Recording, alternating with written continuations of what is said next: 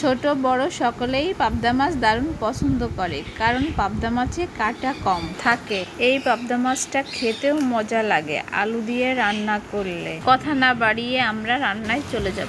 আসসালামু আলাইকুম বন্ধুরা, কিভাবে অল্প টাইমে পাবদা মাছ রান্না করতে হয় সেটা আমি আপনাদের আজকে দেখাবো। যেমন পাবদা মাছও বড় বড়, আলু আমি কেটেছি বড় বড় করে, ভিতর থেকে ভাগ করি নাই। আর এগুলো আমি রেখেছি সবই আদা রসুন, আপনার পেঁয়াজ কুচি, লঙ্কা গুঁড়ি, এখানে দুটো এলাচ ফল নিয়েছি, আরও নিয়েছি সঙ্গে আমি হলুদের গুঁড়া। আমি এই মশলাগুলো একসঙ্গে মিশিয়ে নেব কাঁটা চামচ দিয়ে ভালোভাবে। চুলোটা আমার গরম হয়ে গেছে, আমি আগেই ভালো তেল দিয়ে দিয়েছি। এবার মাখানো মশলাগুলো আমি তেলের ভিতর দিয়ে দেব। তারপর মশলাটাকে ভালোভাবে এভাবে নেড়ে চেড়ে নিতে হবে। এই পাবদা মাছটা রান্না করব অল্প সময়ে, হাতে সময় নেই, এই জন্য আমি এভাবে বসিয়ে দিব। আসলে লবণ দিতে মনে ছিল না, 1 চামচ লবণ আমি এখন দিয়ে দিব। একটু নেড়ে নিব। মশলাটা একটু হওয়ার জন্য অপেক্ষায় থাকবো।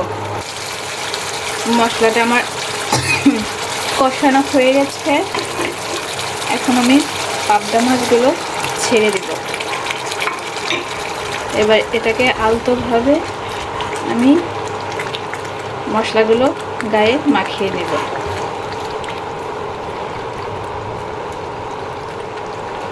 এভাবে কিছুক্ষণ কষিয়ে নেব। মাছটা আমার কষানো হয়ে গেছে,